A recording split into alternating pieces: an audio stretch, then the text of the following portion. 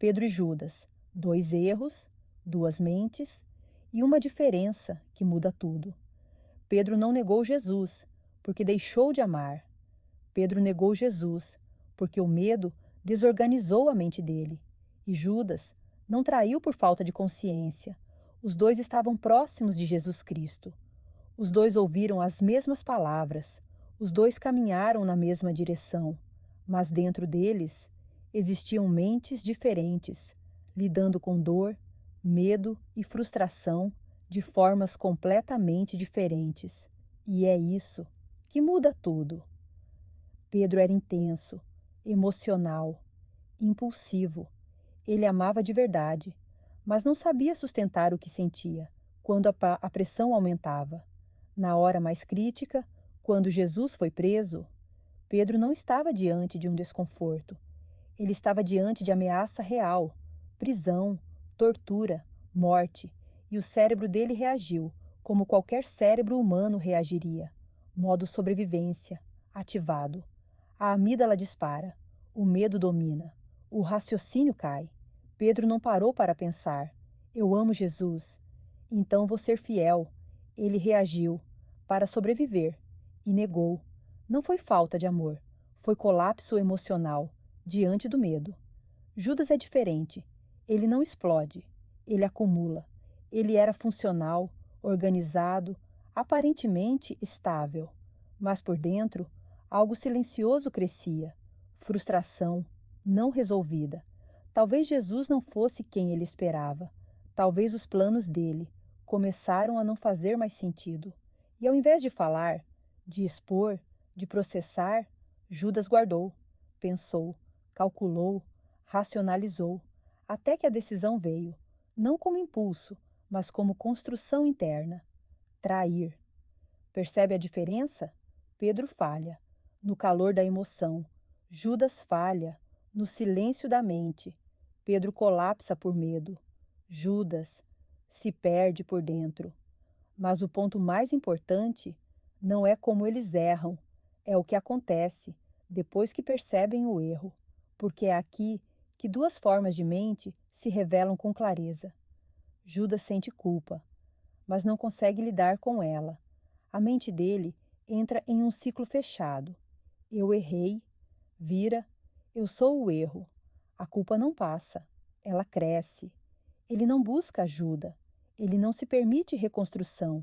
Ele se isola dentro da própria dor. E quando a mente não encontra saída, ela começa a se destruir por dentro. Pedro também sente culpa. Ele chora, ele quebra, ele se vê como realmente é, mas ele não se fecha completamente. Ele continua, acessível, e isso muda tudo.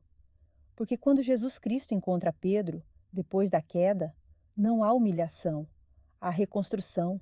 Você me ama? 3 vezes. Não é repetição por acaso, é reconstrução emocional. Cada resposta de Pedro reorganiza aquilo que o medo desorganizou. Cada sim fortalece o que antes não sustentou. Isso é, reprocessamento da memória emocional. E então vem o mais importante: cuide das minhas ovelhas. Jesus não prende Pedro no erro. Ele devolve a ele função, identidade e direção.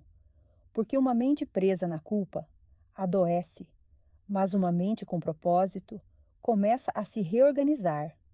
E é aqui que Pedro muda, não porque ele virou perfeito, mas porque ele se tornou consciente. Antes, ele era dominado pelas emoções. Depois, ele aprende a sustentar quem ele é, mesmo sob pressão.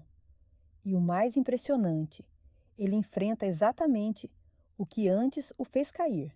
Agora ele fala publicamente. Agora ele suporta a perseguição. Agora ele não nega. O medo ainda existe, mas não manda mais. Agora, olha para você, porque isso não é sobre Pedro e Judas. É sobre como a sua mente funciona quando você falha. Você tem a mente de Judas, quando guarda tudo e não fala nada.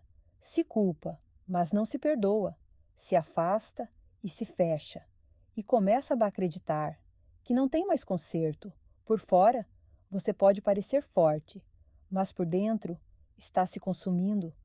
Você tem a mente de Pedro, quando erra, mas não se abandona, sente culpa, mas continua acessível, cai, mas responde quando é chamada e permite ser reconstruída. Não é sobre não falhar, é sobre não se perder depois da falha.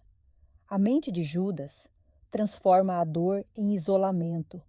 A mente de Pedro transforma a dor em mudança. Pedro não era melhor que Judas. Pedro foi reconstruído. E isso muda tudo, porque significa que o problema nunca foi a intensidade do erro. O problema é o que você faz com ele depois.